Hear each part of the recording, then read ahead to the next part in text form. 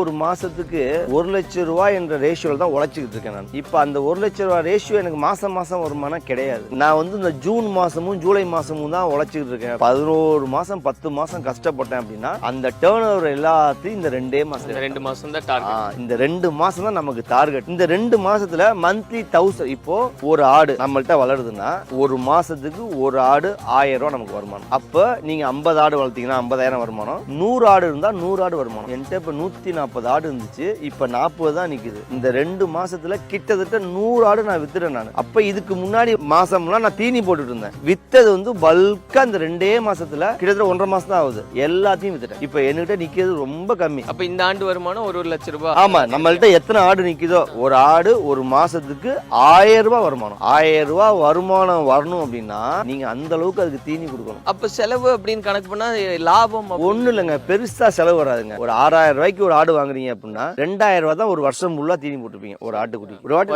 வருஷம் ஃபுல்லாவே ஒரு ஆட்டுக்கு 2000 ரூபாய்க்கு தான் நம்ம தீனி போடுவோம். அதுக்கு மேல எல்லா செலவு எவ்வளவு செலவு வச்சாலும் 2000 ரூபாய் 18,000 ரூபாய்க்கு விற்கிறோம். அப்படிங்கும் போது 6000 ரூபாய்க்கு ஆடு வாங்குறோம், 2000 ரூபாய் செலவு, 8000 ரூபாய், மீதி 10,000 ரூபாய் ஒரு ஆட்டுக்குடிக்கு வந்து லாபம். அப்ப நம்ம எத்தனை ஆடு எவ்வளவு ரேஷியோல வளர்க்கணும்ன்றதான் விஷயம் இருக்கு. ஒரு சக்சஸ்ஃபுல்லான லைஃப்குள்ள வந்து என்னால வாழ முடிஞ்சு. நான் வேலையை விட்டு வந்தப்பெல்லாம் என்னுடைய சக காவலர்கள்லாம் ரொம்ப பரிதாபமா பார்ப்பாங்க. அதனால ஒரு போல்டு டிசிஷன் எடுத்ததுனால தான் நம்ம லைஃப்ல வந்து போலீஸ்ல இருந்ததை விட கிட்டத்தட்ட 50 மடங்கு வளர்ச்சி வளர்ந்துருக்க முடிஞ்சிச்சு என்னால. நம்ம 2027 ஒரு பில்லியனியர் ஆகணும், மில்லியனியர் ஆகணுன்ற ஒரு ட்ரீம் இருக்குல்ல, அதை வந்து நம்ம 2027 சக்சஸ் பண்ணணுன்றது தான் அடுத்த கோல். என்னுடைய பண்ணையில வந்து 60% வேலை நான் பாக்குறேன், 100% வேலை எங்க அப்பா பாக்குறாங்க, 160% வேலை. என்னுடைய 100% நான் பொட்டன்ஷியல் போறது கிடையாது. ஏன்னா எனக்கு ஜிம் ஒர்க் இருக்கு. அங்க வந்து கிட்டத்தட்ட ஒரு 12 ஹவர்ஸ் அங்க ஒர்க் பண்றேன், மீதி கிட்டத்தட்ட ஒரு 6 ஹவர்ஸ் தான் நான் இங்க ஒர்க் பண்றேன். அந்த 6 ஹவர்ஸ் 60% தான் ஒர்க் பண்றேன், மீதி எங்க அப்பா வந்து ஃபுல்லா பாத்துக்கிறாங்க. இப்ப நாங்க 2 பேரோட பாதுகாப்பு தான் ஃபுல்லாவே பார்த்துட்டு வச்சுங்களேன். இப்போ நான் வரேன் அப்படின்னா இந்த பேண்ட் ஷர்ட்ல நிற்கிறேன்னா அடுத்த நிமிஷத்துல வந்து ட்ரெஸ் சேஞ்ச் பண்ணிட்டு போய் பில்லருக்கு ஆரம்பிச்சிருவேன். பட் இவங்க வரும் டே 1 முதலாளி ஆகணும்னு நினைக்கிறாங்க. அதான் அங்க உள்ள பெரிய பிரச்சனை வந்து டே 1 முதலாளி ஆகணும்.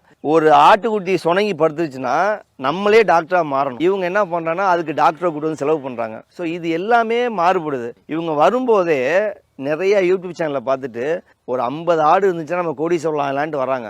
சத்தியமா முடியாது. அதுக்கேற்ற டெடிக்கேஷன் இருந்தாதான் அந்த 50 ஆட்டை வச்சு நீங்க கோடீஸ்வரன் ஆக முடியும். 50 ஆட்டை வச்சு கோடீஸ்வரன் ஆக முடியாதுன்னு கிடையவே கிடையாது. ஆகலாம், ஆனா அந்த டெடிக்கேஷன் ஃபீல்டு ஒர்க் இருந்தாதான் முடியும், இல்லைன்னா முடியாது. அவங்க யாரும் ஃபீல்டு ஒர்க் பண்றதே கிடையாது. சரி, அப்போ உங்களோட டே டு டே ஆக்டிவிட்டிஸ் பத்தி சொல்லுங்க, நான் அப்ப புரிஞ்சுக்குவாங்க எப்படி இருக்கும் அப்படின்றது. என்னுடைய அன்றாட வாழ்க்கை வந்து ஒரு நாளைக்கு 18 மணி நேரம். நம்ம கோல் அப்படின்றது வேற.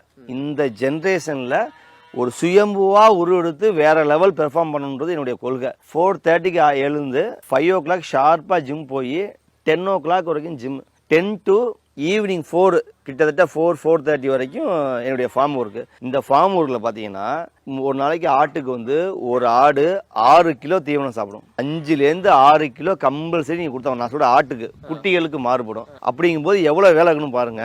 6 கிலோ ஒரு ஆடு தின்னுச்சுன்னா எவ்வளோ புழுக்க போடணும்னு பாருங்க. இது எல்லா ஒர்க்கையும் நம்ம தான் கூட்டணும்.